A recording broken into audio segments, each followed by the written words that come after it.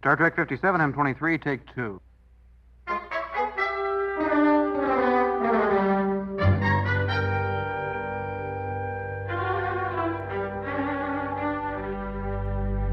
It's the It's Got Star Trek podcast.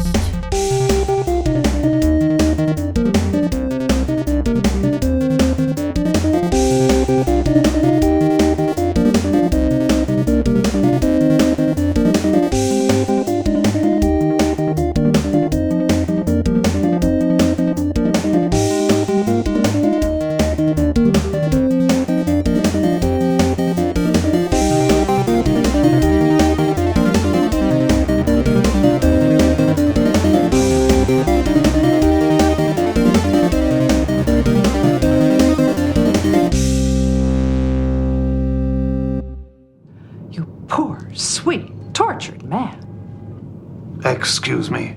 Oh, I know the torment you must be going through. But to spend your whole life searching for your people, only to discover that they're the leaders of that awful dominion. Oh. You heard about that? Oh, no. Don't worry. I'm here to help you. What kind of help do you mean? Oh, a sympathetic ear, a shoulder to cry on, a lap to melt in. Well, that's very considerate of you, but unnecessary. My people are who they are. I am who I am. I've learned to accept that. You brave soul. Oh, why don't we go someplace quiet, and you can tell me all about it? Actually, I was planning to attend the opening of the Gratitude Festival this afternoon. Oh, well, even better. First, a little fun and relaxation, and then we can delve into the depths of your pain. I'll freshen up and meet you in front of the Bajoran temple for the presider's opening address. I promise you, Odo, you'll never be alone again.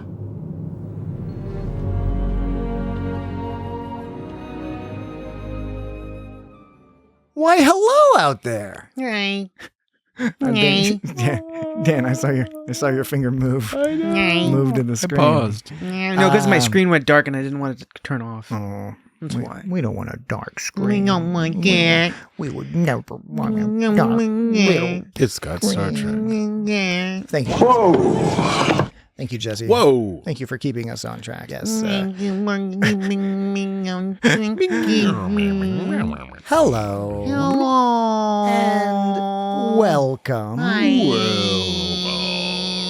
to coverage of FIFA 2026. Hi. FIFA stands for, what does it stand for? Hydration break. Hydration Saga. break. Hydration break. I do enjoy the fact that so many Europeans ball. were saying it's bullshit that the U.S. FIFA is introducing a hydration break. They just want to make money on commercials. And then the people showed up in America in fucking Texas and shit. And they were like, okay, all right, hydration break maybe makes sense.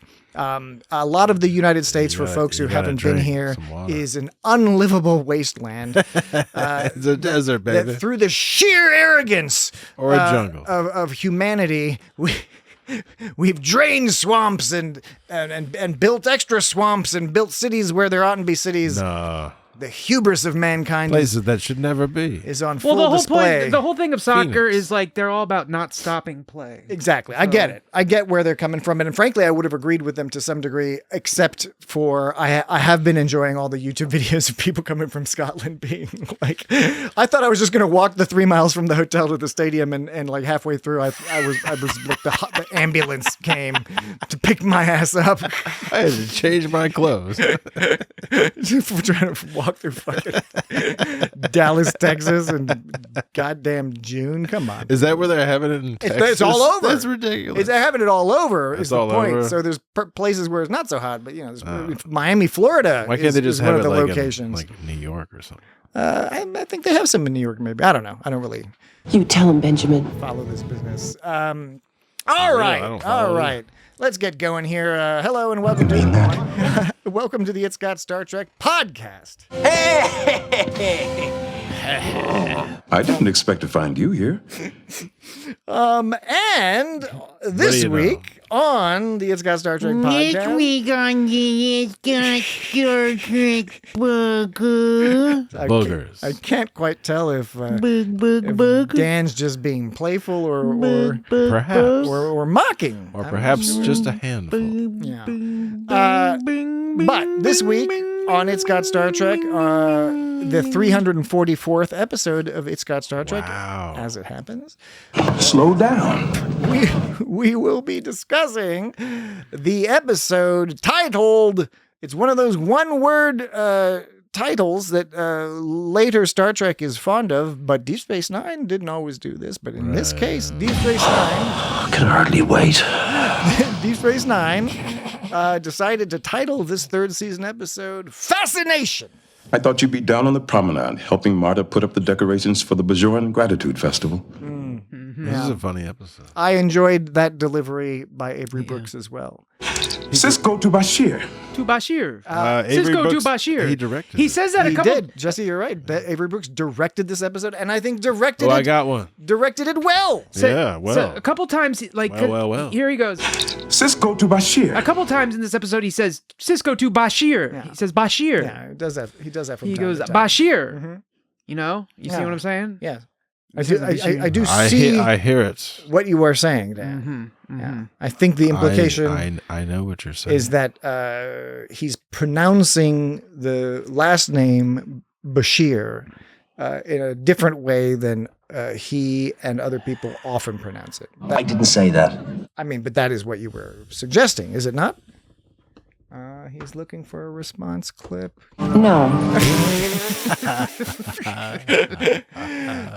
We have to welcome Dan back, of course. He Yeah. was on vacation. What you're feeling now is just a crush. Just Just a crush. just a crazy idea. Just a crazy He went to idea. North Kakalaki. That Just a crazy idea. Dan was on North vacation Kakalaki. last week, but we did want to provide you some North content. Kakalaki. So That's from like an earlier. so- North Kakalaki. now, okay, here, Dan. Here's a question for you. Do North you think? Kakalaki. Do you think Jesse's just going to keep saying North Kakalaki until I acknowledge that he said North Kakalaki? Ooh, yeah.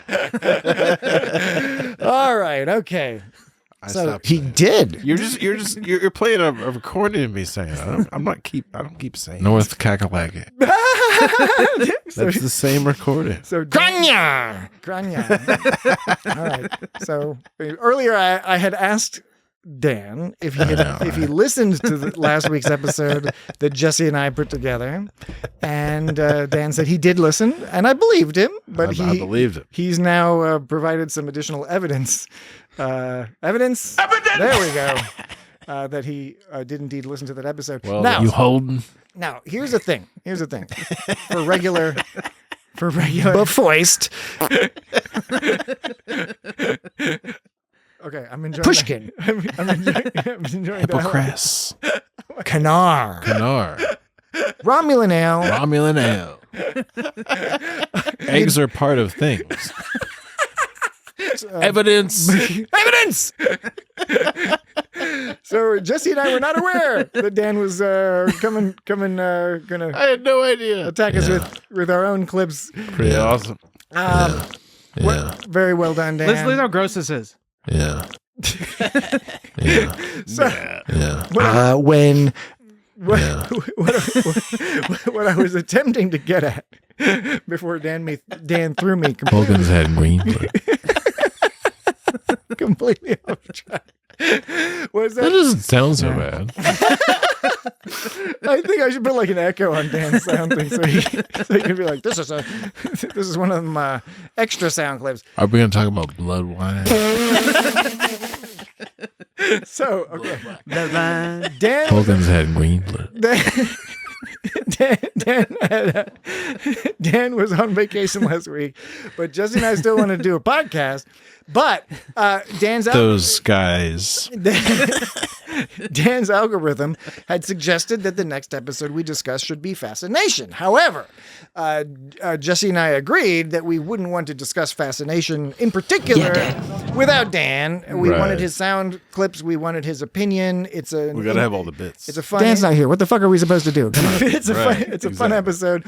So we were like, let's just do some general topic. We thought we'd figure it out later, and we came up with the idea of talking about the day before we came up with the idea. The day before or day of. We said, how about we talk about drinks in Star Trek, alcohol in Star Trek, and we had North Kakalaki. we had some thoughts about, it would be fun to have this conversation. Now, the unfortunate thing is Jesse and I also use this as an excuse. We made the same error we've made in the past. Eggs are part of things. we use this as an excuse to also have drinks during the podcast. That Voyager one was it? Yeah, so a long time ago, Dan was out of town or something. So it was like St. Patrick's Day. So Jesse and I, for St. Patrick's Day, Jesse and I, Jesse and I, when you poo, does your butt go poo poo? So Jesse and I discussed Fairhaven, Voyager's Fairhaven and Spirit Folk. We did that for St. Patrick's Day, and we drank a bunch of Irish whiskey and got very drunk. It's a silly story. I'm gonna fucking drink whatever. we drank a lot, but that was like very structured. And there was like a sound of you had like a sound of like a pub. Yeah, we had a British pub sounds, pub ambient sound in the background. It was pretty tight. Very well produced. Last week's episode went completely off the rails. And I was going to make the point that, and I think the point has unfortunately been somewhat undermined, because the point I was going to make is that I think sometimes some listeners get the impression that Dan is the goofy, chaotic fella, and that somehow Jesse and I are the more serious and sober-minded people. But when he's the structure. But when Dan's away, you can see exactly what happens. Go listen to last week's episode. It's a catastrophe.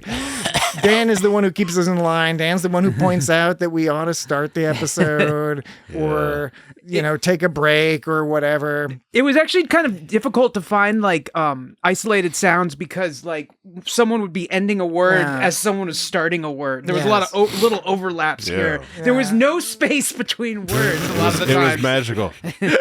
I mean, I thought it was entertaining. But I'm not criticizing. I'm just saying it made it difficult to pull sounds. It wasn't a criticism. And I thought there was a few points in there, and as Dan noted, you got some good audio clips of me. Was it me saying "kranya" or and then there's Kranya. So stupid. Well, listen to this. Hold on a sec. I think I'm going to try and play them back to back because I split this into two, but it goes like. Wait, stop laughing. You gotta stop laughing.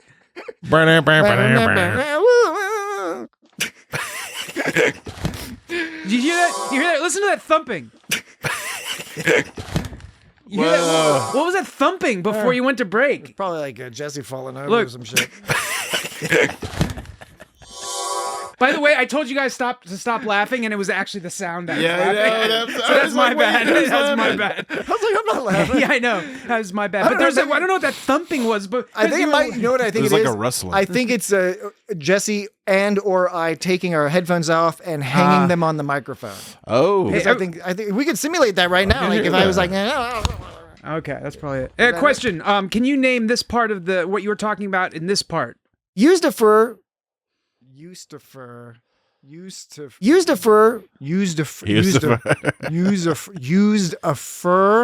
it about using fur? They used a fur. They used it for. Oh, I got a little Virginie. A little bit, yeah. Used a fur. It's like a 2 before. They used a fur. Let me tell you.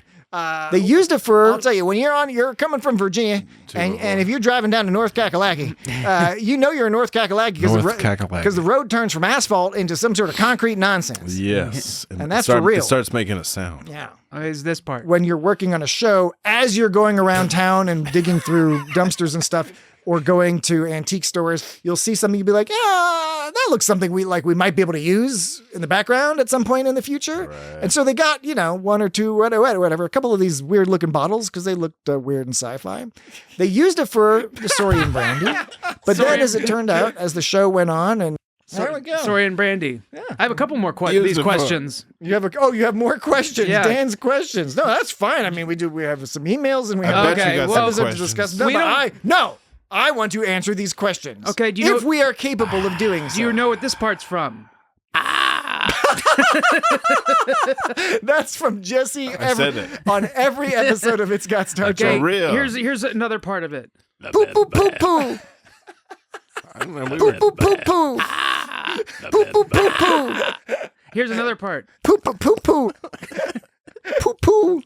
Poo poo poo poo. Poo poo poo poo. Poo poo poo poo. Poo poo.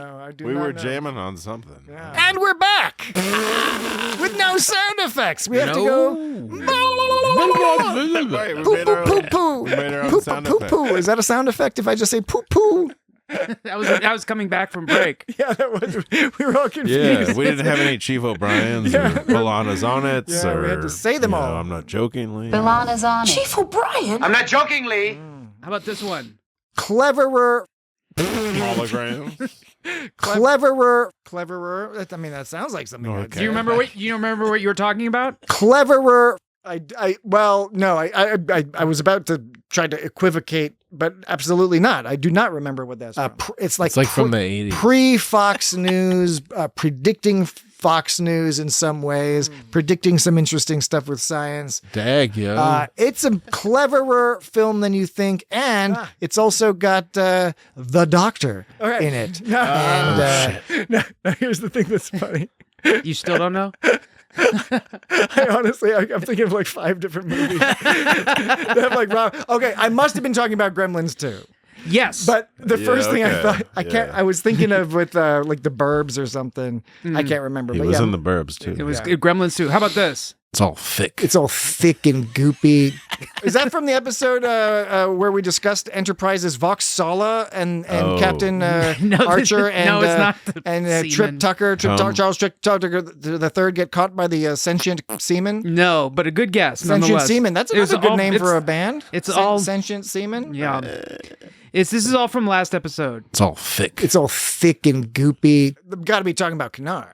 Reminds me of like mead or something. Yeah, even though it's all like it's all thick. It's all thick and goopy. Oh. Do you like mead, Jesse? What's your view on mead? I don't think okay, I've had a little bit of mead, and it's not something I want to have all the time. Yep, it's about Kanar. Kanar and mead. Yeah, that's what happens. All right. No, it's just coffee. It's just coffee and vodka. $21. What kind of vodka was it? I like this one because Patrick keeps trying to describe this espresso martini, and Jesse's like, what kind of vodka was it? It's always 3. I don't know. There's no vermouth. But the long and the short of it is, I ordered this 21. It's just coffee. It's just coffee and vodka. $21 vodka martini. I was aggravated. What kind of vodka was it? I couldn't tell you. Was it like $high vodka? Well, it was just New York City. That's the thing is I went into this being sort of annoyed and aggravated. So listen, I'm going to have you play that clip of Jesse in a second, but everyone pay attention to when Jesse is like asking what kind of vodka is it. He's asking it in the same ways. Remember I talked about in Star Trek 3 when we covered Star Trek 3 that Scotty sounded a little drunk when he was when they were trying to steal the Enterprise. I like how Jesse's all like, what kind of vodka is it? You're playing it. Do you want me to start from the beginning? No. Just the Jesse clip. What kind of vodka was it? Did you hear that? No. It's just coffee. It's just coffee and vodka. $21. What kind of vodka was it? I don't even remember that. That it awesome. tastes like lizard spit. All right, folks. Where do I come up with this stuff? You've had awesome. Tastes like lizard spit. You've had a thorough advertisement for listening to last week's episode. okay. For real. In case you've missed it. By the way, this was sounds But awesome. I have to play this series. It has that awesome bottle. Awesome bottle. Bottle. Bottle. Bottle. Bod bottle. Bod bottle. The Saurian brandy bod bottle. You kept saying bottle. Bottle. Yeah. Bottle. Bod bottle. Beetle. And here you Beetle bottle. Beetle snuff. you almost said it normal, and then you corrected yourself. Bod bottle. You said you were going to say Bottle. bottle, but then you corrected Bottle. it to bottle. Yeah. Interesting. May I have a wee bit more? I thought that was live, Jesse. Blew one out. I was looking at Jesse and he was talking, but his face wasn't moving. Blew one out. Purple blobs all blooping out. Blew one out. Purple blobs all blooping out. They were all drinking. And McCoy is all like, powerful stuff there, Ron. And they Okay, we don't have to keep. All right, no, that was fun. Thank you, Dan. Are we going to talk about blood wine? Hogan's had green blood. Dan has provided us with. We need some fucking alien mugs. You holding? Star Trek 2. She's European. You Holden. She's European. It sounds like did you even go to fucking work this week, Dan? Did you just spend this whole time clipping up this episode? Because it was not a short episode. She's European. I thought Jesse and I were going to provide a short bonus episode just to give us some because we have this track it turned record. into a long episode, man. For whatever since 2019, not a week has gone by that we've not provided content, and Jesse and I were like, let's just throw some stuff together, and it was like it went. What folks probably did, what folks probably don't know, and including Dan, North Kakalaki. So not only was the episode, a little long, we did the normal 3-act structure that we do. We had 2 commercial breaks. What I think even Dan doesn't know, and frankly, Jesse may himself not remember. I think the first break we took was like 20 minutes, and I think the second break we took was like fucking 45 minutes. I remember that. And then all of a sudden, Jesse's like, "Wait a second, don't we have to do like one more break?" We were having like some really like interesting conversation about something because we were all toasty. It was. We finished and it was like really late, and I was like, I have to go home. It was an interesting conversation. I had to actually reply to a few things. I know we got to move on, but first I want to say the song that you played at the beginning of mine. Remember, it's called Clown Festival. Yes, Clown Festival. That's composed by Dan. Right. Jesse was talking about how Navy people like to drink, and like, haven't you ever heard that song about what are you going to do with a drunken sailor? Yeah. So that's like Navy people like to drink, and you can't drink flying a plane. But you can drink when you're driving a boat. People do though. Yeah, you can drink when you're flying a but plane. I'm saying it's easy. You oughtn't. It's better. You oughtn't. You shouldn't drink and boat, but it's probably easier than drinking and flying. There are fewer boats. Isn't a bog body poo poo? You're talking about bog bodies. Bog bodies are not poo poo. They are accidentally mummified because From like the Iron Age. yeah, or bodies that have purposefully or Bronze otherwise Age. been thrown into peat bogs that are anaerobic, so there is no bacteria to decompose the body, and people find them and think they're recently murdered folks. I resent the assumption that I was going to be frustrated by Jesse sneezing. I've never complained about Jesse sneezing. I have only marveled at it. Okay. I mean, I was intoxicated, so I don't remember. You what made you're some talking- faces. And I have made faces. Oh, also, Patrick, you were talking about how alcohol was not like a big deal to you because you were With the European with mom? European drinking. I do think that works for some people, but on the flip side, I think there are a lot of alcoholics who begin their story with "I had my first drink at 10." Oh, 100%. So- I think it's what the context was. Yeah. I didn't want to have the first drink. Right. And it was gross, like having a sip of champagne, right? And I think... Just saying it can go either way depending on your agreed. relationship with Absolutely. like that kind of thing. Absolutely. And But it is true that like if you don't have a tendency towards you're probably better off starting a little earlier. I guess, but or not. I mean, or at least being or not being like introduced to it all at once in a later college All at environment. once, yeah. Which, I mean, no joke. Unfortunately, for a lot of people, it's like you show up at college first day and it's all at once. Here you go. You were talking about the actor who played the guy in Faulty Towers, the American Faulty Towers, who was he was in Star Wars: The Empire Strikes Back. And you guys never, Canadian. and you never found his name. And his name was Full Metal Jacket. Yeah, you had like Jesse was even looking it up, and I couldn't believe it. You never found his name. we It got was- distracted. it's like right the fuck there on the internet. Dan, I'm going to challenge that statement of I couldn't believe it. I know you're using that colloquially. I just want to stress that of course you could believe that Jesse and I, when we're drinking too much fucking booze, are going to do this. It wasn't a gag. I wanted him to look it up. Both of us were trying to look it up, but I kept forgetting. And then Jesse was looking at his phone for a long time, and I thought he must have looked it up. But I think what happened was I got sidetracked. I think you looked it up, but then kept going. You know, Yeah. like you went past the rabbit hole. I went And then you down just a kinda hole. gave up. I Yeah. went down like one of them. Are you going to do us the favor of telling us Wikipedia the gentleman's name? No, I didn't think to look it up. So, Dag, yo.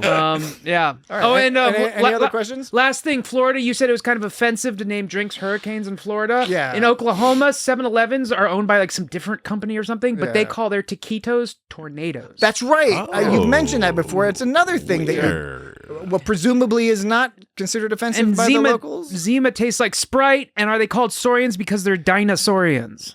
Yeah, I think Jesse asked that. The basketball team is the Thunder. Flea was not a big fan of them. Flea likes Weird Al, but he was not a Flea from Red Hot Chili Red Pepper. Hot Chili Pepper. He likes Weird Al, but he was not a fan of their cover. Oh. Which is odd because I actually Yeah. quite like that. And it's a Yeah. cover of two songs. Yeah, because, I thought it was pretty good. Yeah.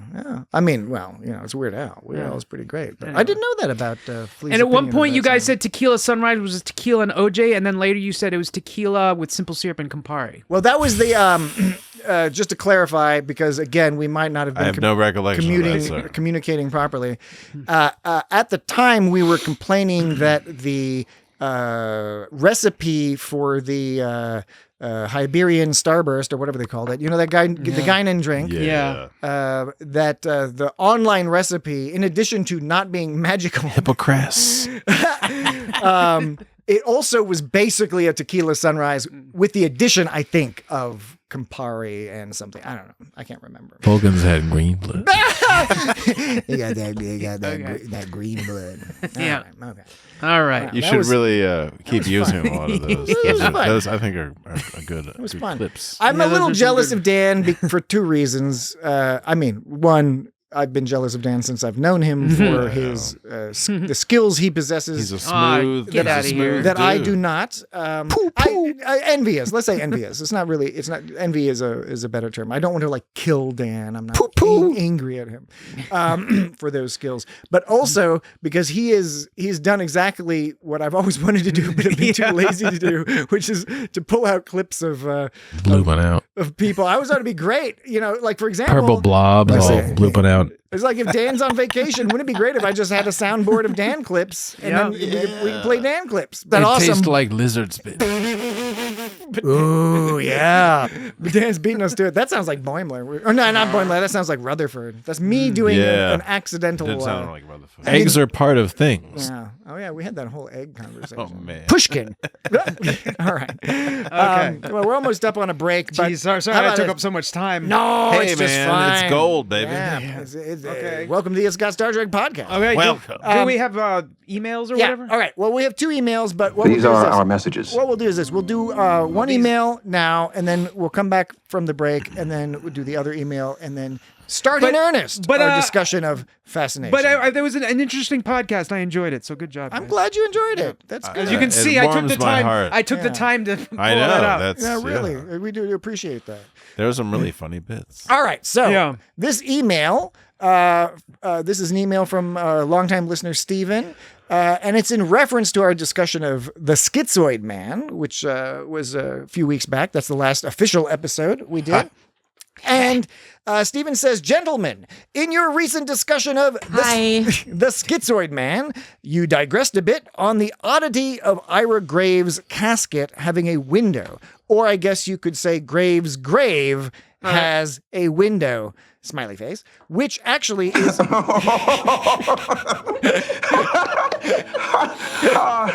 which actually is historically not that unusual. My first reaction was, I'm sure I've seen that elsewhere in Trek. Although my exploration of that rabbit hole suggests I was confusing it with cryogenic or stasis capsules, it did lead me to the auction site of Christie's. And everyone, if you don't know, Christie's is one of the world's sort of top auction houses.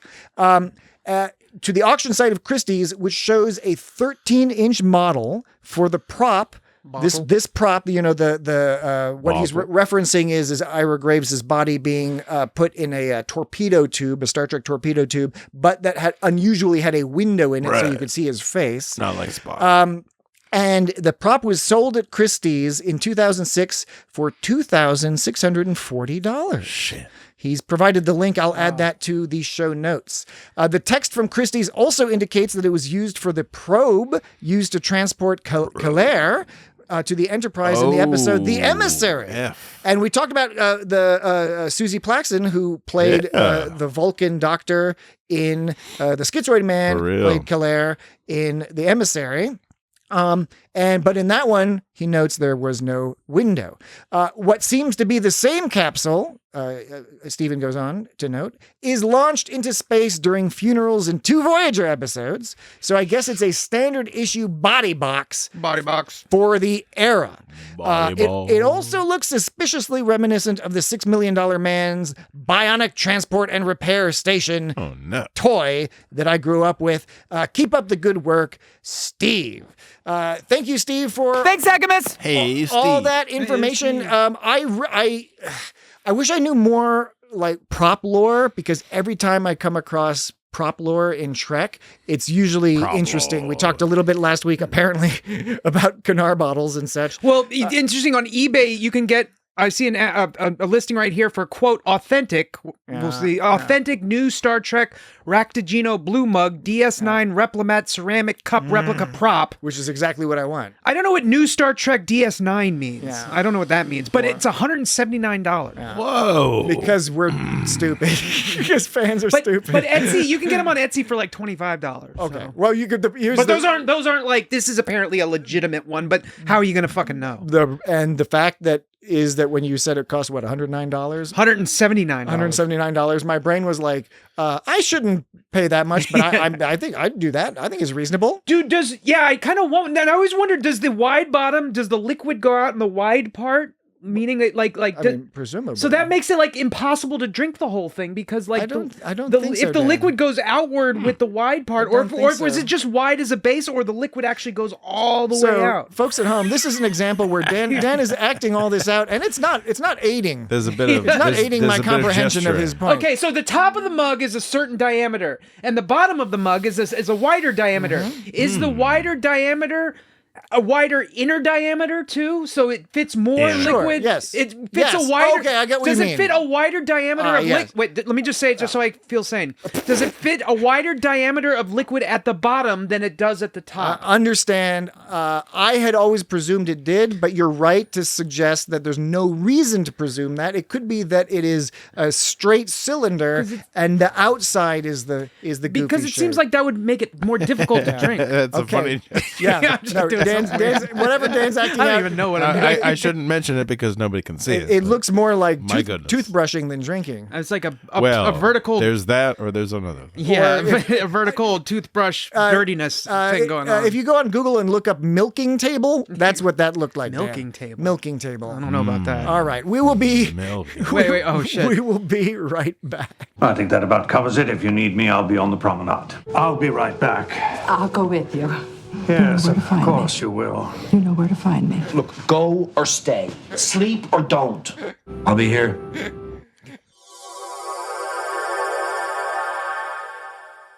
And we're back. Hi, Dad. I'm so glad to see you. I missed you.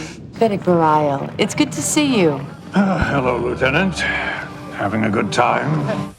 Vedic Baral. Look, That guy sucks, man. we're going to talk about the episode. We do have a quick email to go through. But since you brought it up with the sound clip, it is funny. Jake! This is one of those episodes, we've talked about this before, where Vedic Baral, normal Vedic Baral, is this kind of boring ass dude. This is one of those episodes where he gets to be all like goofy, and he's way more engaging as like dumb, like head over heels in love, Cupid in love with Dax. Vedic Baral is much more interesting than regular old Vedic Baral. Baral, listen to me. Kind of like a Mirror Baral. Remember we talked about Mirror Baral was also fun. Baral, listen to me. This was from the scene where I think is possibly the most badass Cisco scene in all of DS9. Even more badass than when he punched out Q. Because like Baral just lays into Cisco, and Cisco's not even mad.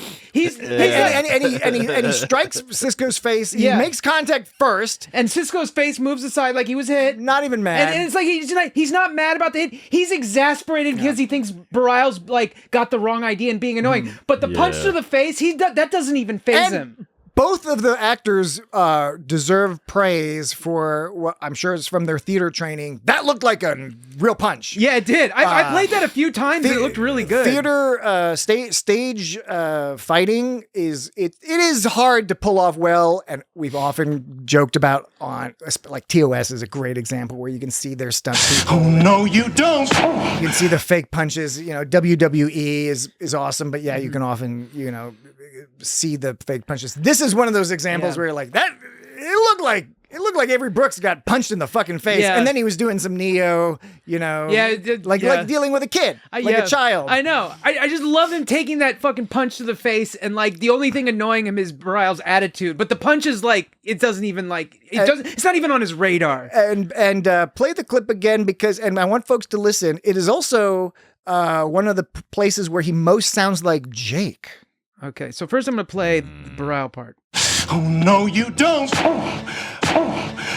Baral, listen to me. When he says Baral, doesn't that sound like Jake? Doesn't that sound like Sirach? That's a Sirach Lofton type thing. Yeah. Oh, no, you don't. Baral, listen to me. Doesn't it sound like, so what is it, Mamba Juice and... Mamba Juice and Baral bread? Macaboo bread. Macaboo bread. Rock extra sweet. Macaboo bread, no crust. And speaking of Jake, of course, nicely dressed as usual. I think in the 90s, people like to make fun of what Jake wears. I always dug it. I also always dug it. I was jealous. Pale door joy. When he was older, he was better dressed. When he was It turns out I don't have much to be grateful for. I want to be today. I would purchase Jake Sisko pattern style clothes. It's better. Major Care is a woman. It's better than Wesley. I wouldn't be able to carry it off as well as Sirach Lofton, of course, but I would still want to wear them. And you're right. I love you, Nerys. Better than Wesley. Wesley's. It was always that weird rainbow suit. Well, that's because he didn't pick a route yet. It was never, It was. But Dad, you promised that Nerys would be here. The Wesley uniform was that 3 colors because you don't know. It was improvised. That was the plan. You're gonna go to command. You're gonna go to ops. That was the plan. That was the plan. That was the plan. That was the plan. It turns out I don't have much to be grateful for. But I'm not going to have any fun. Purposefully or otherwise. Oh, Jake, how thoughtful. Thank you. Dan has reminded me that we should stick to the plan. Oh, my bad. Wait. No. You did a good thing. Wait. These are our messages. Is that what we're doing? Yes. So there was a previous email from Stephen, which we've read, commented on, and appreciated. Yes. Now there is an email from, let me squint my eyes here. What is it? It's an email from a Rob Glaubitz. Oh, shit. What? Who is this Glaubitz Rob person? Glaubitz. Does that guy know you? Rob, of course, is Dan's brother. Oh, that guy. Fuck. That Rob Glaubitz. He's been on the show before. Mm-hmm. Several times. Yeah. He has times. A friend who is also a fan of the show. I think those are our 2 fans. A couple of times, just one time. 2 fans in that particular state they live in. Becky, she's also expressed interest in being on the show. I won't dox them. Word. I mean, people. She should be on the show as well. Yeah. Mm-hmm. Yeah. We won't. I agree. We should go. I think we should go do a traveling. We could just go there and do it. Yeah, that would be happening. Oh, and she had a fun fact about teeth that I'm forgetting now. What was the fun fact about? I don't remember because we were talking about teeth in one episode. Teeth are like, Something about teeth and bones or something. They're like bones. Okay, Jesse was like, you weren't launching into a fact. You were launching into some sort of aphorism. No. Teeth are like women. I was gonna start jamming. They're all pointy and white. I don't know. I'll explain everything later. Okay. So Rob, Dan's brother. Now, this is to provide some context. I don't get it. At least some limited context. At some point in a recent episode, I think it may have been Schizoid Man, we discussed or brought up the topic of pickled tomatoes. Pickled maters. Pickled tomatoes. Pickled maters. Maybe it might have been Jesse and I last week. Maybe we said something in our drunken ramblings about whether or not you could have a pickled tomato. Well, in our pickle episode, what was the favorite pickle? Was it Sucker Punch? We did like the Sucker Punch. We'd have to go back and listen. So, folks who aren't aware, we occasionally do something called It's Not Star Trek. Yes. We've done 2 so far. We're dangerous. One is called It's Got Pickles. One was Alf. And we did ate a bunch of pickles. And yes, as Jesse But the pickle one was stated, very enjoyable. we also watched Alf. It's Got Alf. There were so many pickles. But Rob says pickled tomatoes are a thing. At least pickled green tomatoes. Oh. And then he says, ask Dan about the recipe for pickled green tomato relish that is hanging on his wall at his house. So Dan. Have I seen that? I responded to Rob. I saw a different thing on your wall. I responded. Hold on, recipe. Dan. Hold on a second. Wait. Okay, because Rob said, ask Dan about the recipe for pickled green tomato relish that is hanging on his wall at his house.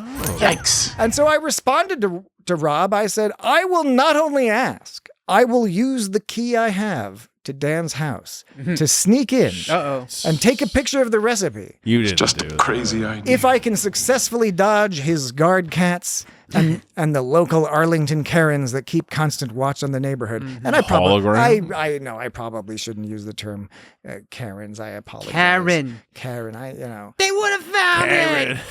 They would have found it. They wouldn't have found it, Karen. Karen, why'd you throw it, Karen? So that They was- would have found it. What movie was that from? Goodfellas. Goodfellas. There you go. It's burning. Bilana's on it. Burned in my brain. The helicopters and flushing all that coke down the toilet. All right. So that was my response. I wrote that response via email, reply via email to Rob. But And I got a reply back. I think in less than a minute, I got a reply back that just said, I think it's near the kitchen. So he's giving me insider advice on how I can find this supposed pickled green tomato relish. I think Rob needs to check his facts because I do have a recipe on my wall, but it is for raisin. Some kind of pasta. It's for raisin meatballs. Raisin meatballs. That's what it is. It's meatballs with raisins. Yeah. And you mean like some sort of gross meatballs with raisins, not like raising meatballs. It's like it's not like raising Arizona. It's sort of a nice decorative tapestry that describes how to make meatballs. And my aunt actually made that. Oh, really? Because she was a calligrapher. I mean, she's still alive, but like she used to do a lot of calligraphy.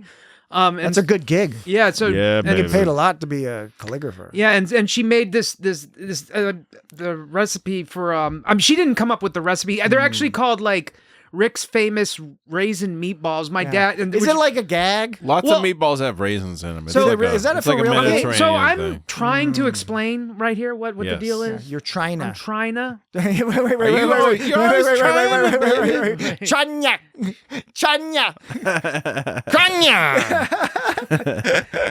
North Kakalaki. So Eric, which is my father. And I guess I don't know if I don't know why they're referenced as his famous raisin meatballs. I don't know the full history behind that, but I guess he made them at some point. Okay. Sounds delicious. But yeah, there were raisin meatballs that I'm guessing he served. I don't know why she attributed it to him specifically. I don't have the full history on that. Rob would probably know better than that. But I don't think I have anything about pickled tomato relish on my wall. I think it's the raisin meatball thing he's thinking of. So Rob, you have introduced. I want to have some raisin meatballs with the pickled tomato relish. You know, raisins. It sounds gross, but actually, raisin meatballs are surprisingly good. No, it just adds a nice moisture. It adds a grapey flavor. Yeah. See, the thing is I'm not a big raisin fan. I don't really like raisins that much, but I think I remember liking raisin meatballs. And this is really strange, but I remember with Rob as a kid, we would cook popcorn in an old school like popcorn maker, not the air popper, the one where you pour the oil in the bottom of the hot plate and put the top on, and we'd pour raisins in there and eat popcorn with raisins. Sounds disgusting, but it was actually pretty good. Popcorn and raisins go together. Mm-hmm. Yes. I'll be the odd man out on that one for now. I mean, I haven't tried it. I respect. I've got an open mind. No, I respect if you think it sounds gross, because it does sound gross, and I would think it and sounds I got nothing gross. against raisins. It's not gross. I ate raisins as a snack as a kid. The raisins is more about the combination of what's the raisin with, right? You don't get it. Like nobody likes the raisin cookie, not because of the raisin, it's because it's a trick. I like a raisin. You think it's a chocolate chip cookie. Yeah. But I mean, I do like oatmeal raisin, but it is. I will say that one time I bit into a giant piece of what I thought was chocolate, and it was my first introduction to the fruit date. Dates. Oh. Dates are great. And dates are delicious, but they're not good when you've never had one. And it's not chocolate. They're not good when you've never had one, and you're expecting it to be a giant piece of chocolate. It's a less alarming version of the milk orange juice continental breakfast confusion. You know, You'd be irascible too. When you think you're reached for the little tiny glass of milk they give you at the hotel, but you've actually reached for the little tiny glass of orange juice. You take a sip, your brain thinks milk, it tastes orange juice, and then you just start vomiting all over the place like in Goonies. Just like in Goonies. We should talk about I've never been so embarrassed in all my life. Hey, Dan, check it out. Jesse's being all responsible and shit. What are you doing? You probably didn't even hear it. Jesse, I did. Something about normally we Goonies. don't hear what Jesse says. We should talk about But Jesse's all like, we should talk about the episode. Benjamin, stop acting so coy. There's no one around. Benjamin, stop acting so coy. There's no one around. Stop acting so coy. There's no one around. Stop acting so coy. There's no one around. Stop acting so coy. There's no one around. Now we gotta play that record scratch sound where it's like, you might wonder why everyone's acting so crazy right now. And rewind back to the beginning of the episode when there we go. When we're introduced to the fact that Jake has recently, broken up with his Dabo girl. his girlfriend. Wait, I'm sorry. Before we move on real quick, I want to mention that I almost forgot that Becky actually Becky, yes, takes your side on the fried green tomatoes discussion, Patrick. I should hope so. That she enjoys the book, the movie, and the food. I'm assuming all three. Which I believe is the food is definitely good. An Apu from Simpsons joke. Perhaps? I think so, but I think she's into it fried green tomatoes as much as you are apparently. Cool. Well, I would like to the secrets in the sauce. But I need to ask her. I need to ask her again Becky. what she was saying about teeth, because I remember she told me and I can't remember now. Yeah. The secrets in the sauce. Was she talking about vagina dentata? No. Which is one of those season 2 X-Files episodes. Oh no! Oh man! I'm fooling. I know my X-Files. What are you doing? Racquetball is code for making love, right? No. What are you talking about? Racquetball? Racquetball's not. Remember real. when O'Brien's complaining about how long and then Bashir's all like, I think we played a bunch of fucking racquetball. My elbow hurts from jerking you off. Well, I thought it was more like instead of just playing racquetball, we should just start having sex instead. Oh, you think he was suggesting that they move on from racquetball? Right? Yeah, that seemed more like she's gonna be gone. Well, I could see that. I just remember that when like my arm's getting sore from the racquetball, so we should do something different. I mean, they did it like 70 times, and he thought it was only like 18 or 20 times. You know? Well, I always thought. Oh, you mean O'Brien thought it was 18? Yeah. What you're suggesting is Chief O'Brien. O'Brien, or that Bashir may not be a fully satisfying lover. Cisco to Bashir. What the one that stood out to me though as a strong sort of relationship signal indicator was when Odo was talking to his security replacement person and briefing him on the situation, and he goes, "I usually make it a point to drop by Quarks 3 or 4 times a day at random intervals just to let him know I'm thinking about him." That's not to check up on him to make sure he's not up to no good. Overt. It's overt. Just He's like because you love him. just because he loves him. That's totally what it's about. And I don't think it's I love you so much. I don't. It's not a carnal love. I love you. With them. No. I always have and I always will. Clearly, there's a carnal fixation between Bashir and O'Brien. Yeah, at least on Bashir's end. On his end, for sure. With Quark and Odo, it's always fascinating, and I agree with you, Dan. That's such a great line because it's dropping all the pretense, right? Mm-hmm. This is they're at the point in the series where they're like, we don't got to fuck around anymore. Yeah. We just state it outright that they're not tugging on each other so much as, but It's Dragon Ball. there's maybe even something deeper. Maybe That's so sweet. even deeper than a loving tug. I'm glad. Glad.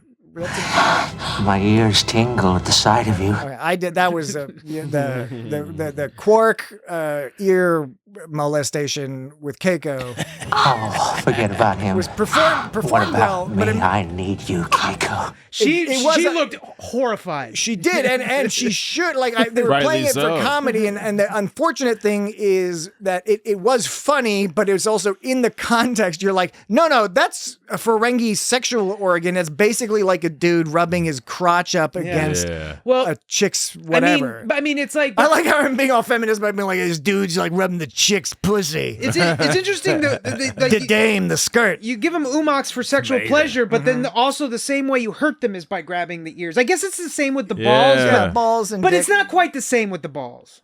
I mean, it's Everybody's got different balls. Somebody's pinching my balls. Well, it seems like people go for a Ferengi's ear to inflict pain more often than they go for a person's balls. They do that, Well, and they do they in got this small episode. balls. Like the deal with Ferengi is you do the Catholic nun pinch, ear grab. So here's for the thing. a Ferengi. See, here's the thing. Here's the thing. Well, with you know what I'm talking about. Then the Catholic nun pinch. here's the thing. Have with, you done it? Have you done that Here's to the- Catholic nuns? No, it's what they do to you. Here's They grab you by the ear. Here's the thing with the Ferengi ears. It's much more public. When you get umox, they don't mind getting umox in public and just being like, oh, in public, right?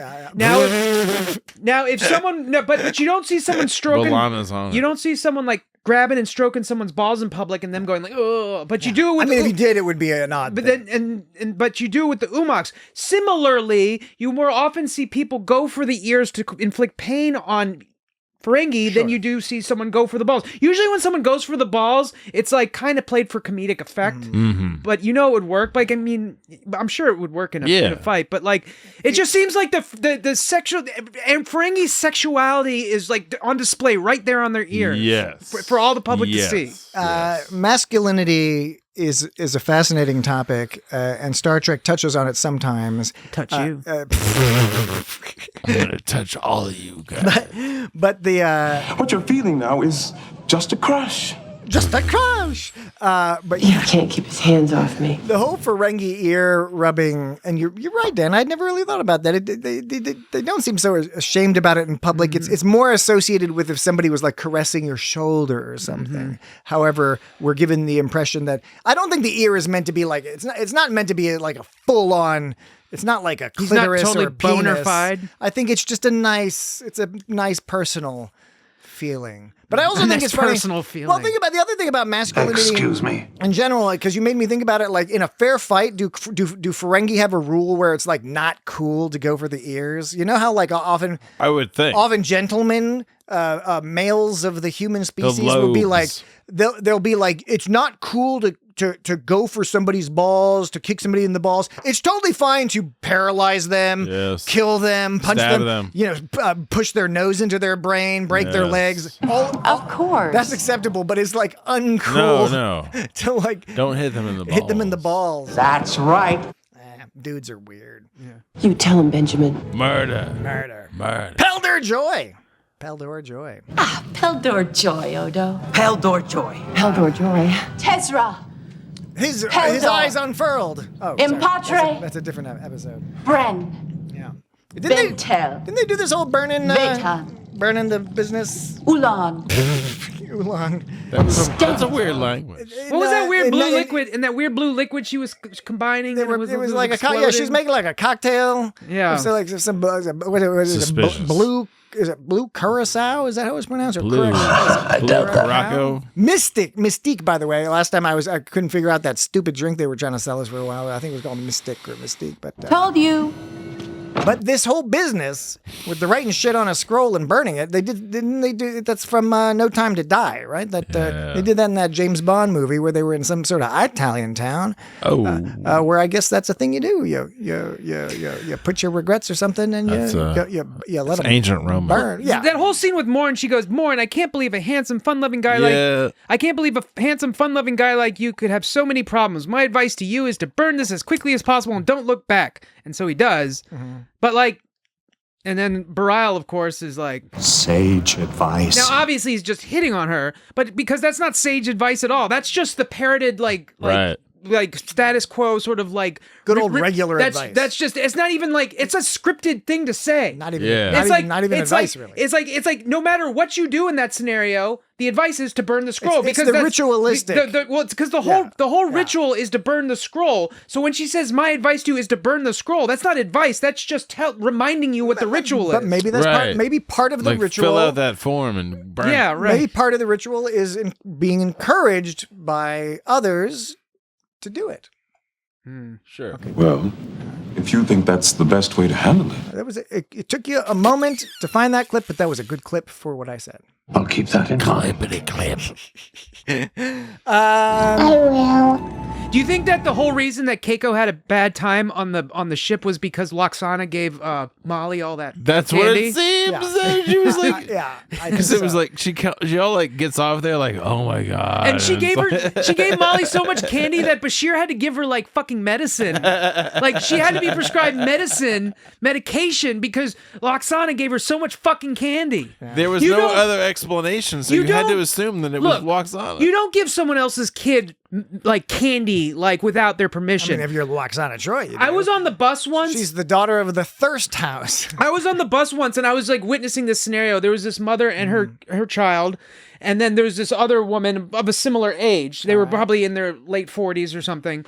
And then the other woman was just like not even looking at the mother, looking at the kid, had like an open thing of like M&Ms. She's like, do you want some M&Ms? Like her mom's right there. And her mom was just like, no, thank you. She was like being really cool about it. But here's the thing is she was being super cool about it while giving these eyes that were just kind of like saying like, you're not going to. There's a whole show about that called Strangers with Candy. Has nothing to do with that. It has everything to do with it. No, it has nothing to do with that. You just described. No, that's the fucking title of the show. The show has nothing to fucking do with that. Yeah, it's about like how that show's about. Like, the show has nothing to fucking do with what I just said. You shouldn't take strangers. Absolutely nothing. Just take candy from strangers. The point I'm trying to make is that I thought that person handled it very well because she was very polite and was very much just like calm as like, no, thank you, because she was keeping her cool in front of her child. But she had her eyes on that other woman the whole time, being like, I am not taking my eyes off you. You're up to no good. And it was shady the way that woman was like not even looking at the mom, just like, here's me. You don't offer kids candy like that. I think that unless you're like close friends with the family. But if you're just some stranger, like if you're Lwaxana and you're on the shit with Molly, I agree. When you're in the shit with Molly, like and Molly O'Brien, not Molly, the nickname for MDMA, which used to be called ecstasy. And then it was called Molly for a while. I don't know what the kids are calling it these days. And write into feedback. I didn't say that. Yeah, if you know, because I kind of want to know. If you write into feedback at thisguystartrek.com and tell us what you call what you ask for. If you want a drug dealer to give you MDMA, what are you supposed to ask for? Is it probably just tell me what you want to do. $50? Do it. Is that okay? My guess is they're going to be like, no, I think they just call it MDMA today because people don't have these stupid nicknames anymore. Then maybe you should. Dan, that was a good anecdote, and it reminded me. No. I'm not being sarcastic. You're being facetious. I'm not being facetious. I'm not being You're sarcastic. being feces. I enjoyed your anecdote made sense. My strangers with candy joke, of course, was ridiculous. But your anecdote did make me think of another scenario. The overnight scenario? No, I don't know what that means. Is that a John Le Carre type thing? That's that go-go song. Oh. 2 in the morning, dabba-dabba-dab. Right. 3 in the morning, dabba-dabba-dab. I think the go-go. Talking about the overnight scenario. Yeah.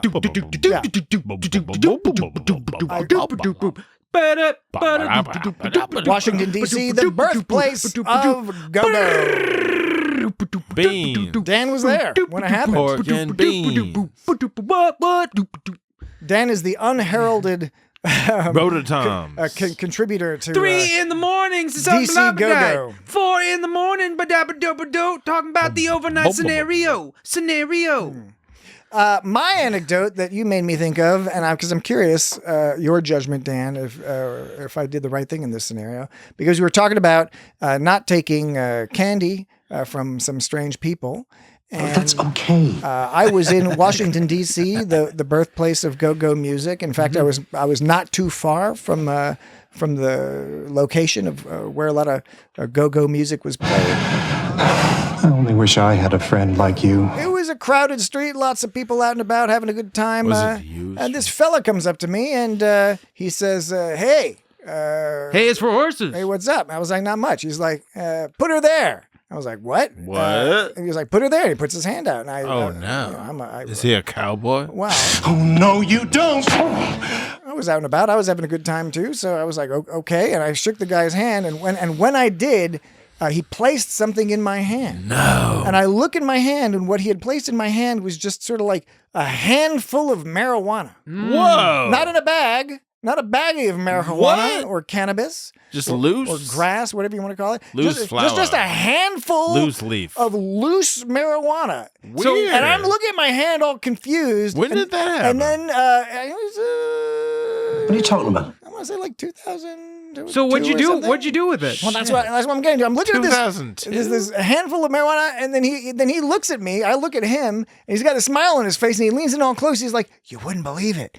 Earlier today, I found a trash bag filled with weed." What the fuck? I was like, was it from Maryland? No, you don't. I was like, what? He was like, "Yeah, no joke, dude." He's like, "There's got to be like 50 pounds of weed. I don't know what to do with it." And I was like, I mean, this whole thing is ridiculous. I was like, "Okay, thank you." He's like, "All right." And then he like walked down the street and started like talking to other people. And I guess he was just like, he didn't have the trash bag with him, but you know, son of a bitch. And I was like, in my mind, I was like, I don't know. It was like this strange drug-addled gentleman approaches me in a crowded street late at night and says, "Here's a handful of weed." Don't worry. Everything's going to be fine. What's the right thing to do? What's the right thing to do in that scenario? So what'd you do? I mean, I smoked the weed over the course of the next week. You brave soul. Yeah. It was good. It was fine. Nice DC weed. Yeah. Oh, I'm glad. Yeah. Well, did I do the right thing, Dan? Yes. Because he was a stranger, and it was kind of candy. Yeah, sure. Brain candy.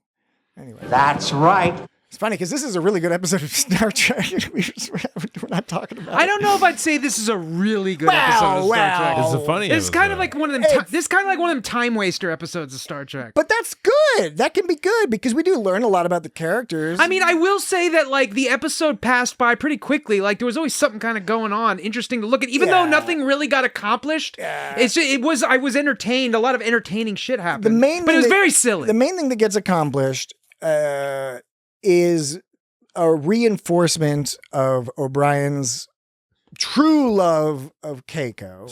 Chief O'Brien? I think that ultimately, in terms of just character development, most of the rest of the stuff is silly goofiness, but that at least is like, at the end of the story, you're like, they actually are into each other. It begins with that whole thing where they do the whole like young couple in love meeting at the shuttle bay, with Kira and Bareil. And he was expecting to just start fucking. And they're all smoochy boochies, and then they leave, and then you see like the old tired like married couple, and it's like she's like, I'm tired and miserable, and he's like, well, I'm grumpy and cranky, and so horny. The trip was grumpy and horny, and it's like, oh, all the heat is gone from this relationship, but then you find out in the end, like, then in the end you find out it's like they have the strongest bond of all. Now, of course, at first what I thought was happening was I thought that the love bug was affecting everyone in the same way, except it made O'Brien a total asshole.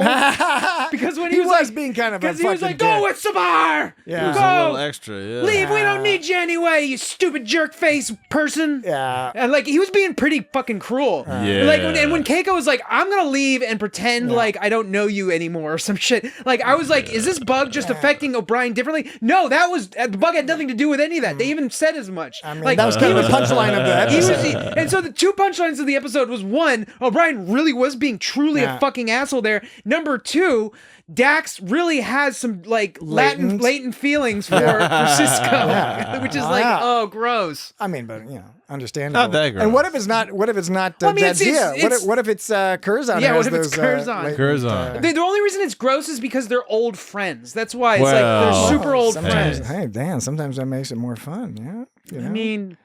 But the way they talk with each other, they talk like, hey, pally boy, that old kind of man. stuff. Yeah. How about this? It doesn't have anything to do with being an old man or an old this or a young that. That's what Cisco calls. I get, he says old man in that sort of like old friendship kind of way. All right. Here's what I propose. It's a break. We've got to take a break, and then is this what you propose apropos? Apropos of nothing. If you simply say apropos, that's. Do you want me to do it?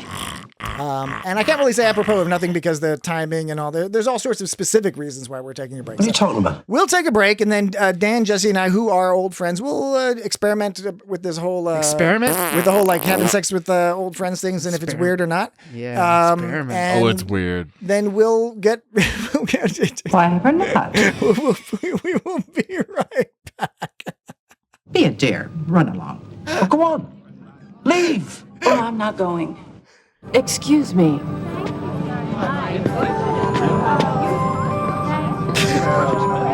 Okay, I'll go. Sounds like Epcot Center. Oh my god.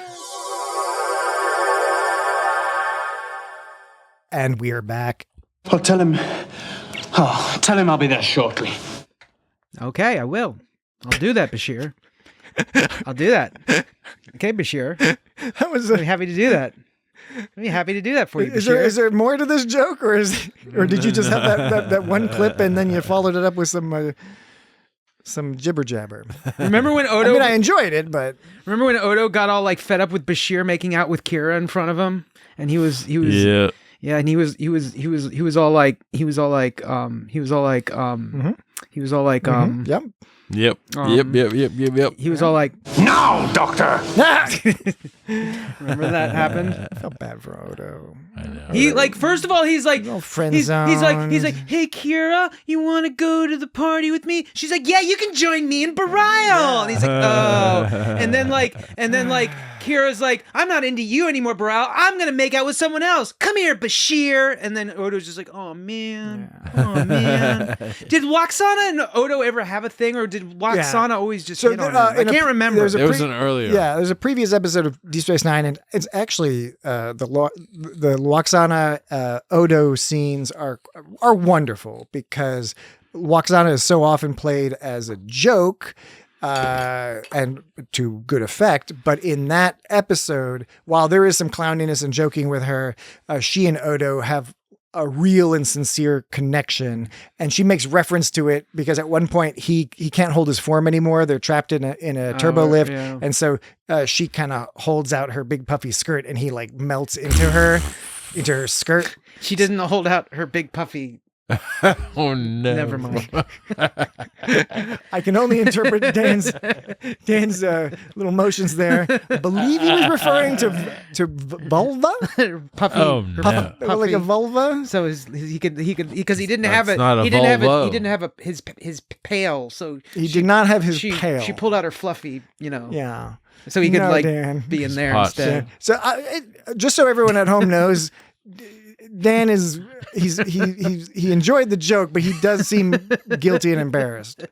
He looked embarrassed before he said the joke, but he was compelled to say it nevertheless. Yeah. But yeah, so they have this existing connection where she's always been into him and thinks he's sexy. I have an idea. I think partly maybe she can't read his mind so well. I think she's intrigued by the shapeshifting and uniqueness of his character at the time when she met him previously. They didn't know about the founders and all that.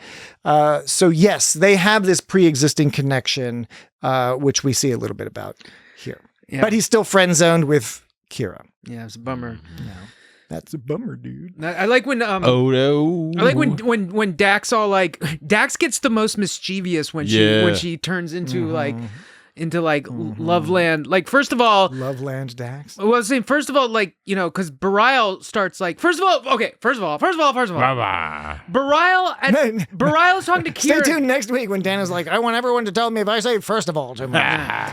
Bareil is all giving Kira guff for hanging out with Dax because he's like, she's so He's being. There's a lot of dudes being assholes in this episode. and I thought it was at first because he didn't like he was jealous of Kira's and Dax's friendship or he didn't trust Dax, but really it's because he kind of had a secret crush on her. He was interested in her. You're using an in-universe explanation. My out-of-universe explanation for his behavior, O'Brien's behavior, and the behavior of some of the other people is because they were using. While I like this episode, they were using a sitcom plot from the 1960s or 70s transposed onto Deep Space Nine. So you required the husband who's all like bitter that his wife has a job now and wears slacks. And then you have Bareil looking with distaste at the unclassy, whorish woman that he is, of course, secretly attracted to for precisely the qualities that he claims to not appreciate. So Bareil eventually hits on Dax, and Dax is all offended, and you're led to believe that Dax is offended on Kira's behalf. Right. But then we find out Dax is more annoyed because she's like, this pesky guy, I'm into this fucking Cisco dude. And then like later on, He's like, Vedic, fuck that shit. I want a fucking captain. it was funny she did this when Bareil goes up to Cisco, like, because Bareil's like, please step aside, Commander. I need to talk to Jadzia. And Cisco goes, I don't think she wants to speak with you. And all you see is her hand and her finger, and she goes, you tell him, Benjamin. And her finger's all wagging back and forth. You tell him, Benjamin. And you just see her finger like very punctuated sort of back and forth super waggle. She's like, you tell him, Benjamin. Each time I punctuate a consonant, that's what her finger wags in another direction. You tell him, Benjamin. You tell him, Benjamin. That's like 6 finger wags. And she does it. You know how the people do it when like their face is off screen so you can only see their hand gestures and they're super exaggerated? Yeah, Jesse, you know about that? You know how people do that? And then, I'm aware. And then not only does this shit make you fall in love with people, it makes you really like superficial too, because Bareil walks up to her and has like a super bracelet for her, right? And he's like, super bracelet. Here he's like, Jadzia, I've got this super bracelet for you. And suddenly she's interested. She's like, ooh, let me see that. And she grabs it and she scurries off and runs away with it. Yeah. She's like, wow, I got this great super bracelet. And then she uses that she re-gifts that back to Benjamin. But it's just funny because it's like, it doesn't just make people fall in love with other people. It turns them into superficial assholes on top of that. Yeah. And that's the, I made the joke about the 60s or 70s sitcom. And I think that's true about sort of the dialogue and the character structure.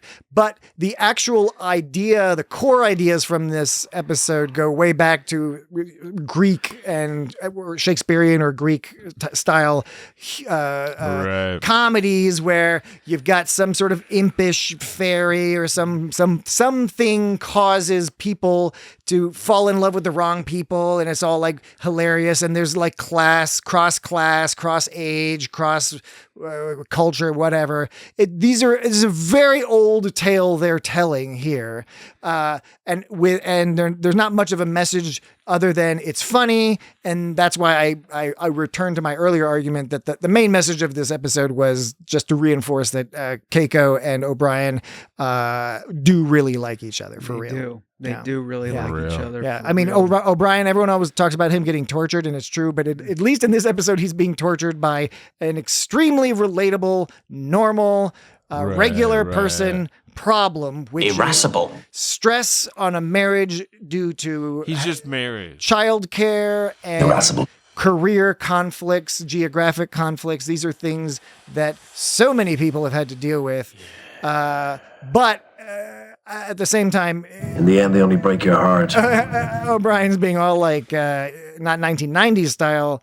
He's being very 1970s style with like, you should quit your job. Because you're the lady. You should take care of the kid. It's your fault, Dax. You took this one too far. Too far. Too far. Yeah. When Dax says to Julian, she goes, "At least someone around here has a sense of humor. See you at the party, Julian." That's like after like she like, is hitting on Sis. It's funny, like, okay, this whole time people are falling in love with each other. Everyone's just like, man, this is fucking annoying. Like when Jake hits on Kira, that's like the most uncomfortable to watch. I'm just like, that gives me the crawly heebly-jeeblies. Well, especially since they don't like they don't react like it's completely crazy, right? Well, I think Kira gives a good reaction. She's speechless when he does it. Like, she's just like, Yeah, but then, like, I don't... Well, Cisco takes... He's, like, a little bit too understanding of it. I mean, he's being a good dad, I guess, but, like... I think he should be a little more weirded out. You'd think it'd be like... You'd think the reaction wouldn't be like, she's...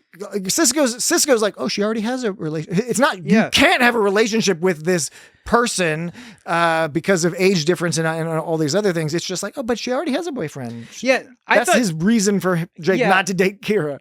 Yeah, but like, it wasn't until Dax started hitting on Cisco that they were like, okay, there's some alien weird shit going on here. Yeah. There's some kind of, now something must be fucked up because Dax is hitting on Cisco. Yeah. That was one progression in the episode. You would have thought maybe even the Bareil stuff should have been enough. I mean, there was a few things where earlier on you might have been like, I mean, even the Jake thing, I kind of think in a normal Star Trek episode would be like, well, let's double check that his brain's working properly. So they're in the sick bay or whatever, and when I said Dax goes, at least someone, because she's now pretending it's a joke or whatever, she's like, at least someone here has a sense of humor.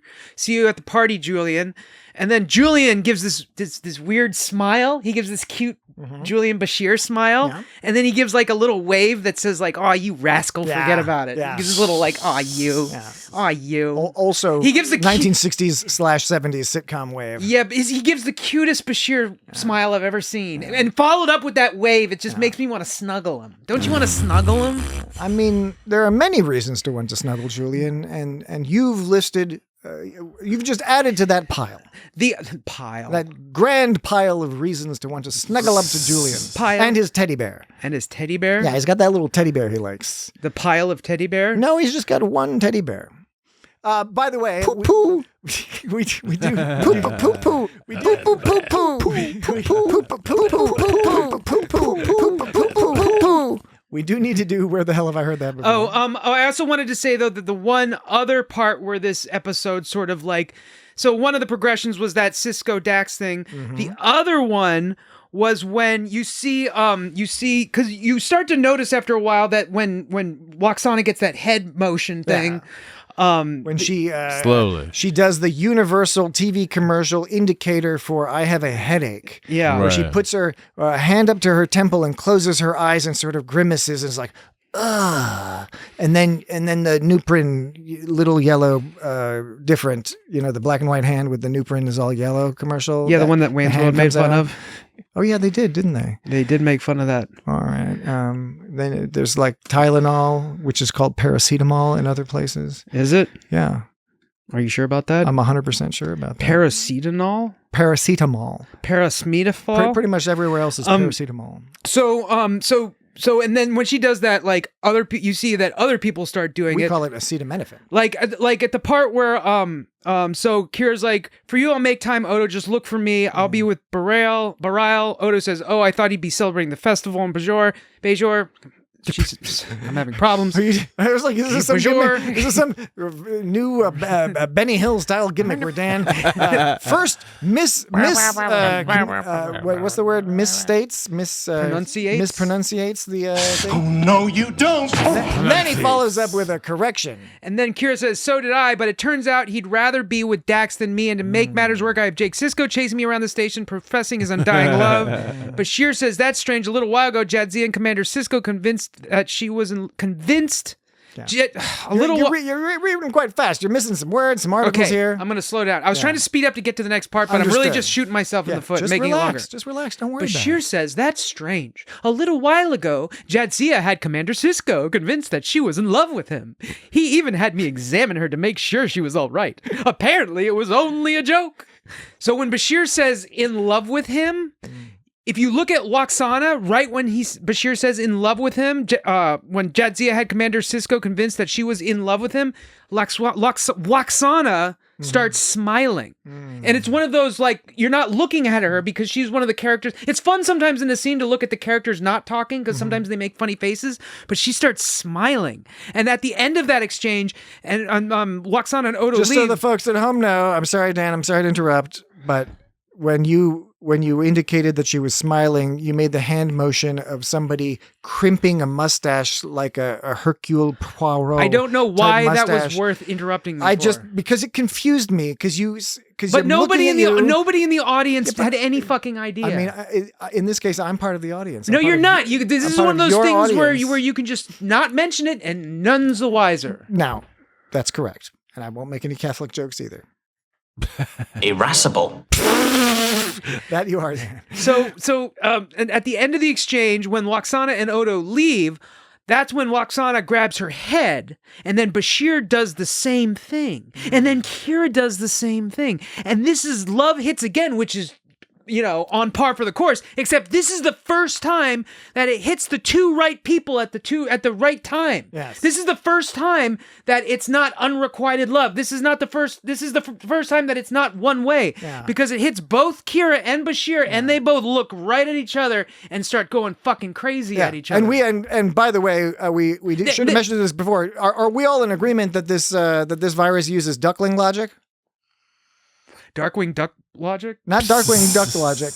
Duckling logic. As in, you get affected, and then the first thing you look for, you know how a duckling will follow a human or a dog. Well, they did say that you had to have like some kind of latent sort of. It's kind of interesting that they added that. They didn't need to add. They didn't need to add. Yeah, they didn't need to. They did not need to add because I that. don't need to know now that Dax has like slight subconscious feelings for Sisko. Although that does help later when because there's that time where Sisko goes to the mirror universe and is in disguise and has sex with different Dax, so it's not the same Dax, but the people still point. Anyway, there's a whole weirdness. But anyway, they had to do that. This was a way to move the story forward because they just had all this shit like Lwaxana's fawning on Odo, Jake is fawning on Kira, Bareil's fawning on Dax, and then Dax wants Sisko, which is weird, and that moves it forward. But then they can't just have the same old love, someone falling for someone else again. So this time they have to move it a step forward for having two people fall in love with each other and have total sex with each other. Total sex. Yeah. And they're simultaneously horny for each other. The meta joke is that in real life, those actors had a baby together. Yeah. They had a relationship. They had a baby. Kira got pregnant. It turned into a whole storyline. From Alexander Siddig? Alexander Siddig, yes. So that, I don't know if that was meant as an extra joke, or who knows, maybe they fell in love right there. When Odo's getting fed up with Bashir making out with Kira, I was watching with closed captioning, and Odo's goes like, "Now, doctor!" And Kira goes, "You'd better go." And Bashir says, "Right." And the closed captioning said in parentheses, "moans amorously." That's gross. Do you watch pornography with closed captions? I don't watch pornography, Patrick. You don't watch any pornography? I listen to pornography. You listen. You do the audio stuff. I actually use Braille. You Braille pornography. I Braille pornography. So that's like stories. No. Oh, it's graphics, images. But that's not really Braille. That's a bas relief. So you do like, your porn is that you close your eyes and feel. Close my eyes and make believe, and I can go anywhere. I like adventure. I like romance. I love great jokes. Animal dance. All right. Is that a theme song to something? Yeah, it's Muppet Babies, yo. Is that Muppet Babies? Muppet Babies That part will I make know. your dreams come true. I didn't listen to the rest of the. Muppet Babies will do the same for you. No. I was always like, when you're somewhere kind of weird I and didn't, you wish that you weren't there, just close your eyes and make believe, and you can be anywhere. First of all, that sounds like the advice you'd give to somebody who's facing chronic sexual abuse, and that they're trying to find like some safe space mentally as they endure the abuse. That's making me upset. Second of all, why do you say things like that? I missed most of the Muppet Babies opening theme because that would be the time where I'd be crushing up and snorting my Flintstones vitamins because that was the best way to watch that show. Is you just It's your fault, Dax. You took this one too far. crush up a couple of Barney Rubbles, and man, you're just flying that whole Muppet Babies episodes. What are you talking about? You know what? I'm not entirely sure. What are you doing? All right, may we do? Where the hell have I heard that before? Yeah. Quick programming note for this week. We're going to reveal Our butts. last Reveal our week's- butts to the audience. Last week's the sound. We'll play the sound. We'll reveal the winner. We don't have a we don't have a new sound this week, just due to busyness. Got a little crazy busy. Okay, I have a sound. What's this sound? Is that from this episode? Yeah. All right, that's not an official one, but feel free to write in at itsgotstartrek.com. What sound is that from? And you can guess what that sound clip Dan is playing. It's from this episode of Deep Space Nine called Fascination. All right, but we'll get back to it. Next week we'll have a new sound clip. Thank you, a fun one. Nerys. And by the way, a reminder: feel free. You can send in your own sound clips or time codes for That was the plan. anywhere in the Star Trek universe. Less than 10-second clip. Send us something that you think it would confuse, yet maybe beguile the audience. Poor, sweet, tortured man. It's a fun game to play. Now, I am who I am. I've learned to accept that. now, I'm going to play last week's sound To clip accept that. and then give I've learned to accept that. Dan and Jesse an opportunity to guess, and then we'll... Opportunity to guess, opportunity to guess, opportunity to guess, opportunity to guess, opportunity to guess, opportunity to guess, opportunity to guess, opportunity to guess. All right. You know how I used to I say... really appreciate it, Benjamin. I used to always critique Dan by saying that Dan always goes Then maybe you should. one measure too long. No. No, you're right, Dan. My critique was incorrect. Lately you've been going like 4 or 5 measures. You too don't long. understand the definition of rhythm or a beat. By definition, they are repetitive. I don't disagree, and I will always defer to your knowledge and experience when it comes to the musical and it's realm. not unusual for them to, not always, often not, but it's not unusual for them to come in series of 4. Okay, great. 4 times. Okay. It doesn't have to follow that rule, but that is definitely not too much. Okay. All right. Yeah. You've made a strong argument. Beats are repetitious. All right. Repetitive? Repetitious? I don't know. No, none of us know, Dan. I don't know where you. I just don't know where you. I just don't know. You've asked one of those classic unanswerable I questions. just don't know where you get this whole like you played a measure too long. It's just like it boggles my mind. Write in at feedback at itsgotstartrek.com and let us know your thoughts on whose mind ought or ought not be boggled. I think we've both been victims of a practical joke. All right. Here is the clip from last week. Do you mind telling me what's going on here, crewman? We're making dinner. I see. All right, I really enjoyed that clip. But Major Kira's a woman. But we did. Jake. Okay, we did not get a lot of guesses this week. Actually, we only got the one guess. Have I ever told you that you smell wonderful? I'm sure some of that is related to the summer break. Everyone's busy playing I love you, Nerys. beach volleyball or evading sharks or maybe reading an Agatha Christie novel. I'll fight for her if I have to. On the beach, or going to one of those adult-only resorts where it's meant to be where people hook up, and I think of you as a friend. a lot of people do hook up, but then inevitably there's Discuss it with Major Kira. I'm not interested. There's the people who don't hook up, and that's the problem. That's the risk of going to one of those all-inclusive sex resorts. Is like, what if you don't get picked for the dodgeball team? Discuss it with Major Kira. I'm not interested. Not a good She's being so snooty. I'm not interested. All right, Dan and or Jesse, you have an opportunity now, if you so choose, to take that opportunity to make a guess as to where that sound clip was from. No, thanks. All right, Dan. Dan, I believe, has declined. Jesse, are you declining to guess? No. Honey? No, you're not Did declining you hear what to I guess. said? You're going to guess? Are you going to guess which episode? Who are you talking to? To Jesse, because I was like, Jesse, do you decline to guess? And he said no. But Do you want me to do I'm declining to guess. But I think he means yes, he is Yes. declining to guess. Yes. All right. All right, I'm glad we got that all sorted out. Totally. So Let's move along. I'm not joking, Lee. We had one guest this week. Oh, God. It was Janet.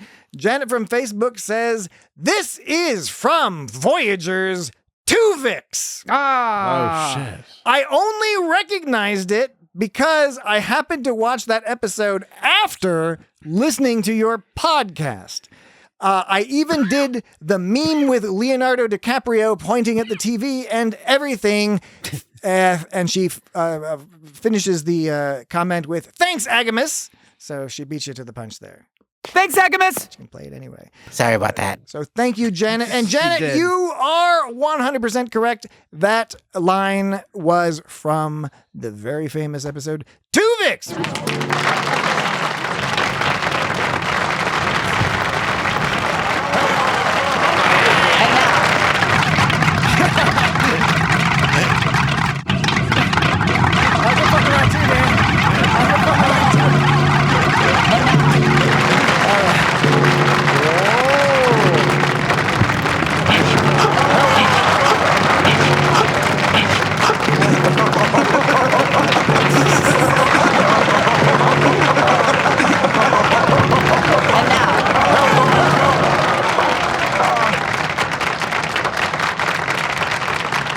That's feedback at itsgotstartrek.com for all your comments,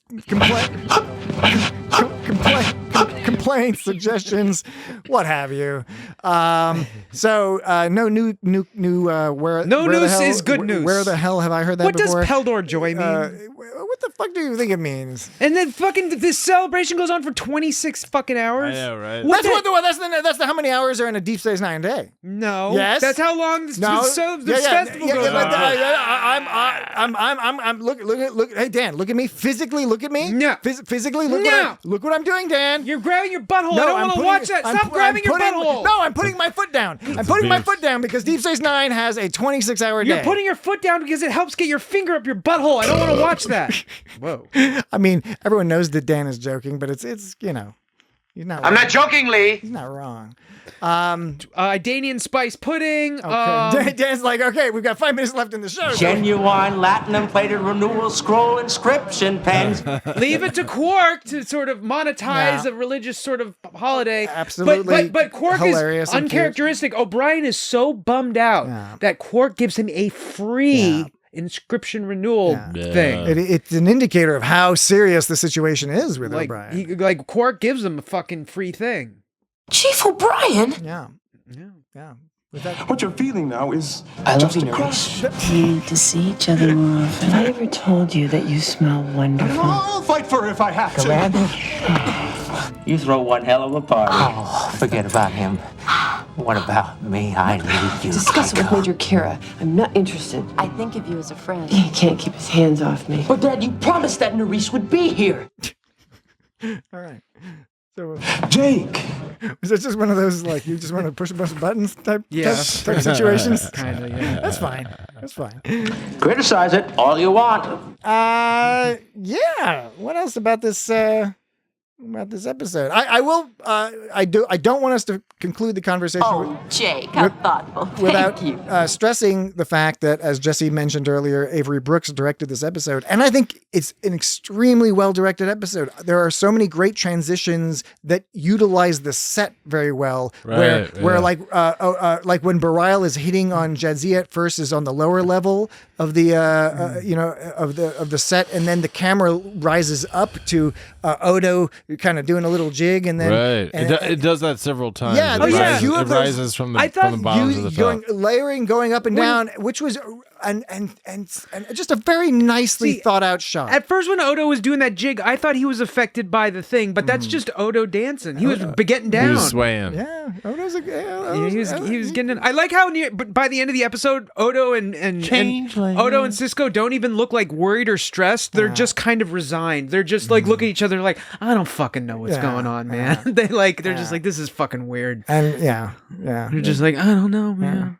I don't know. It was good. But Jake is pretty fucking selfish, man, because he was like feeling bad about Marta leaving him, but like Marta had like a great opportunity, and all he can think about is how he's not gonna be with her anymore. But like she's going all the way to Regulus 3, which is like 100 light years away. Because she got some kind of awesome opportunity to do a thing there. It mirrors the Chief O'Brien Keiko thing. Chief O'Brien? Dan, you know. She got accepted to the Science Academy. And like all he can think about is how he doesn't get to see her. He's not like good for her. Well, because he's immature, unlike O'Brien. Well, O'Brien's acting a little immature too. Also, Dan, unfortunately, we do apologize to the audience. Dan did commit what is one of the most heinous of podcasting errors, which is allowing a computer error sound or WhatsApp. He did. When any sort of notification, big no on podcasts. So we do apologize because I'm probably not going to bother trying to edit that out. Yeah. All right. Anything else to say about this episode? We said a lot of things about this episode, a lot of things not about this episode. I enjoy it. It's not an amazing episode, but for what it does, I think it was fun, well directed, well acted. I feel like even though it wasn't like a super like awesome, amazing episode, and it was just kind of almost a throwaway, but it did have some nice messages about O'Brien and Keiko. Yeah. It did. The time passed by quickly when I was watching it. There was like always something to keep my attention. So I was never like kind of bored or anything like that. And I think a lot of that is the direction of Avery Brooks, because it's a slight story. He was probably responsible for Dax being like wagging her finger around when she did her finger. Remember when I was talking about her finger wag? Dan, that is one thing I will never forget. when she wagged her finger around. When she said when I might forget that, but I will never forget. In fact, I have already forgotten that, but I won't forget you acting out her waving her finger around. You tell him, Benjamin. Because I honestly don't remember that from the episode. See, she goes. You tell him, Benjamin. Imagine her wagging her finger when she says that. You tell him, Benjamin. I'm imagining that. But I'm not remembering it. I'm imagining it. You don't see her face. You just see her arm and hand pop up from behind Benjamin Sisko. That sounds hilarious. That sounds great. I'm gonna go back. Okay. I'm gonna go back and watch it. I'm just maybe gonna skip over the O'Brien parts. In the end, they only break your heart. Fucking O'Brien. Okay. Next week, meet me in the infirmary immediately. We'll probably be doing like a Voyager episode next week. We'll let you know. I forgot to look. Yeah, we forgot to look. We forgot all sorts of stuff. I had some kind of software issues, last second software. Dan had some software issues, and it's not a joke about his dick. Okay. I'm not joking, Lee. That would have been hardware. Sabotage. But yeah, we'll tell you on the social media and the website what we'll talk about next week, or just listen to the episode. It'll be fun anyway. All right, we'll talk to you later. Bye-bye. Whoa. See you at the party. Go back to Bajor and your plants and Sabar. See if I care. This is one gratitude festival they'll be talking about for a long time. Rock the Gino, extra sweet. Macabre bread, no crust. Go back to Bajor. Commander, is that Ardenian's wife putting you order? I want to give this to you as a token of my affection. Oh, no, you don't. Oh, Mariah, listen to me. I'll fight for her if I have to.